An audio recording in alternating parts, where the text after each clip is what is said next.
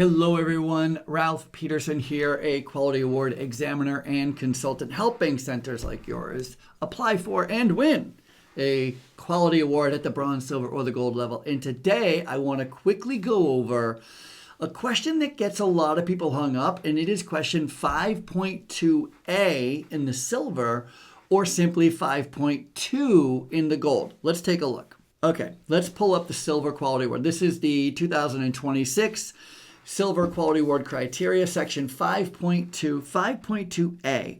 How do you mean senior leaders, how do you engage your workforce for retention? And then how do you engage your workforce for high performance? So as you can see right off, 5.2, there's two questions. I want to show you this at the gold level as well. So let's take a look at the gold application. Now, the gold application is a little different. If this is the first time you're seeing a gold quality award application, welcome to the chaos. This is, now we look at 5.2A, and then there's 1, 2, and then B, and then C, 1, 2, 3, 4. Everything under this question is what we call considerations. So first, and a lot of people make this mistake at the gold level, a lot of people do not answer the 5.2 question, or what we would consider the basic question. And the reason that's challenging for us as an examiner is because without you giving us that bird's eye view, that overview, I'm kind of lost when you start getting into the considerations. I'm like, wait, what? Right? Like, so make sure at the gold level you are answering 5.2, which, by the way, is simply 5.2A of the silver application. So you've already written your answer in silver when you won silver. Just transfer it over to the gold to give us a heads up on how that all looks. However, before we get into, or rather than getting into 5.2 silver or 5.2A at the silver or 5.2A or just 5.2 at the gold, let me just explain how it looks, or the way that I coach my applicants to look at this question. Take out a blank piece of paper and draw a line down the center. On one side, I want you to write the word retention. On the other side, I want you to write the words high performance. High performance. Now the question, and again, this is 5.2A on the silver, or just simply 5.2 at the gold. 0.2. And this is an engagement question. An engagement question. The question is, for retention, how do you get people to stay? And the performance is, how do you get people to perform at a high level? They are two completely different questions, and the way that we approach them is two different ways. So let's start with retention. In order to start talking about retention, I actually want to tell you about this guy. Oh, what is his name? His name is Frederick Herzberg.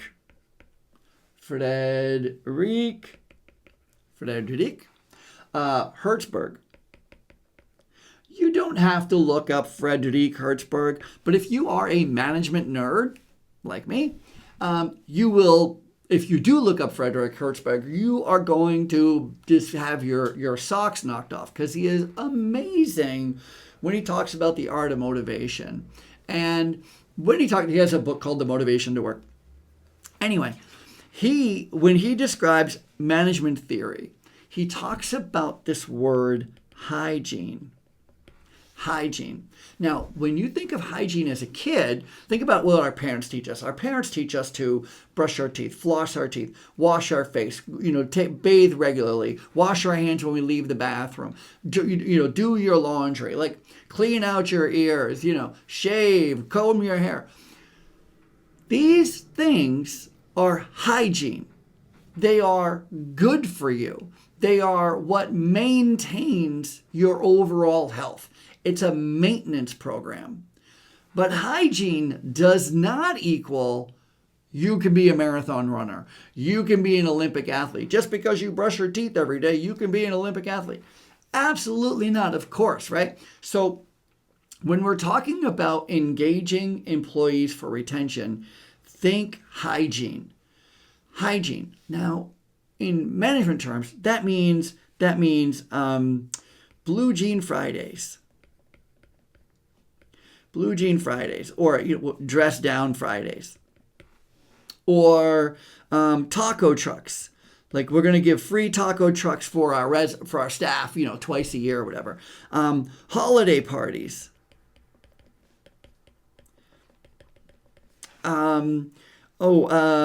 Benefits.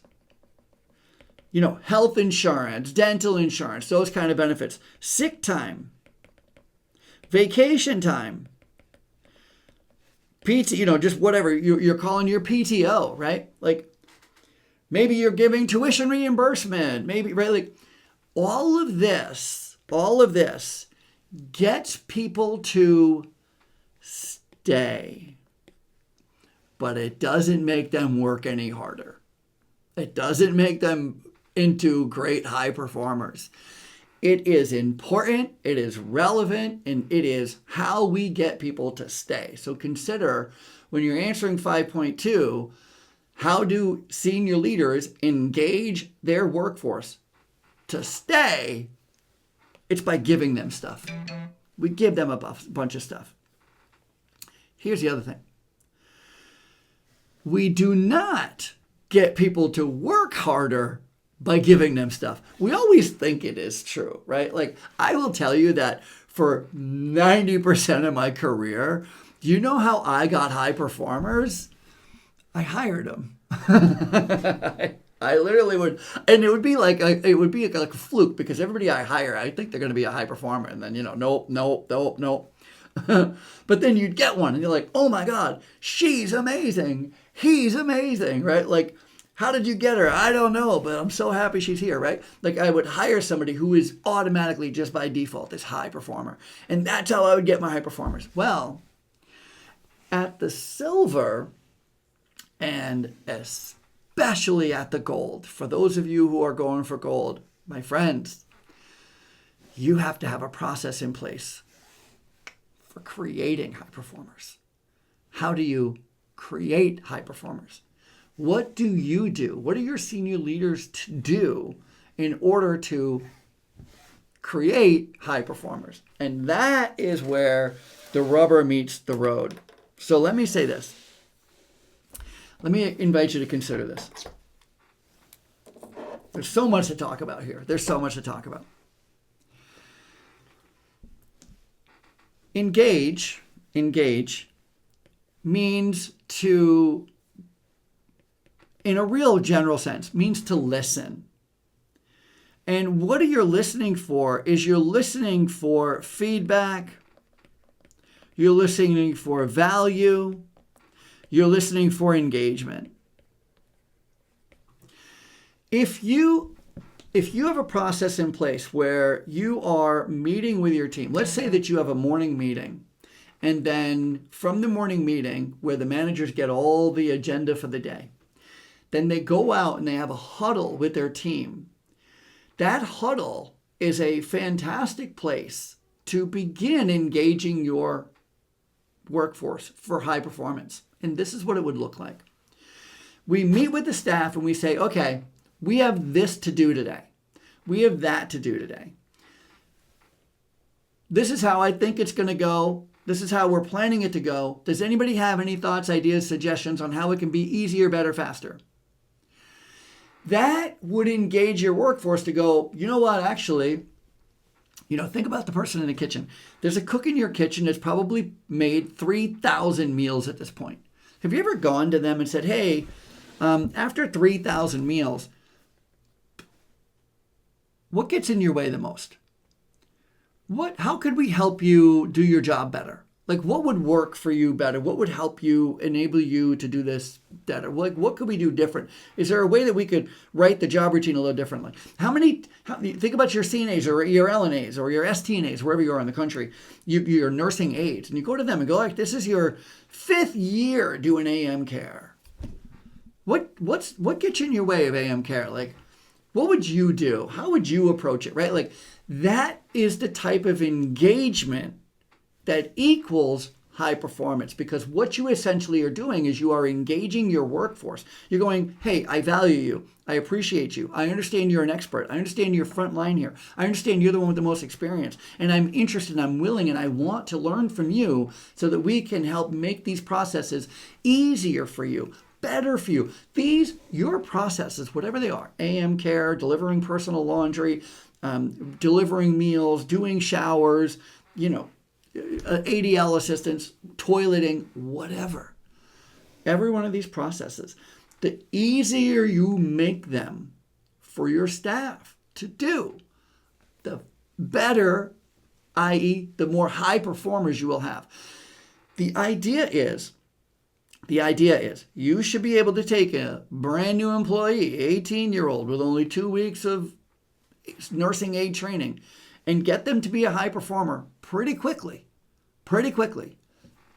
by having clear, consistent job assignments, processes that are directly impacted, evaluated, improved by the people doing the work. Now, let me give you a quick little tie-in. There is another section called 2D. I think it's 4.2D in the gold. Let me make sure I'm right. 4.2. B, not D. B.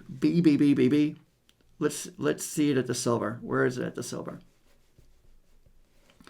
Oh, it is D. Okay, I had it wrong. So 4.2, that's from memory, folks. That's how much I know this application. From the silver, it's 4.2D. From the gold, it's 4.2B. 2, I think. I just looked and I didn't remember. 4.2B. 2. It is 2. Okay. All right. And this is at the gold. And this is these questions, how do you identify and share internal and external best practices? How do you pursue opportunities for innovation? I think that's actually a separate question in the silver, but it's the same question in the gold. This should align or be the evidence of the proof that your answer in 4.2D at the silver or 4.2B2 in the gold actually works. All right, there is so much more to go through, especially 5.2 at the gold level. I mean, we just get down into the nitty gritty. It is so fun. Now it's where am I? After you engage your workforce for retention and high performance, now how do you determine the key drivers of workforce engagement? That, by the way, is P1A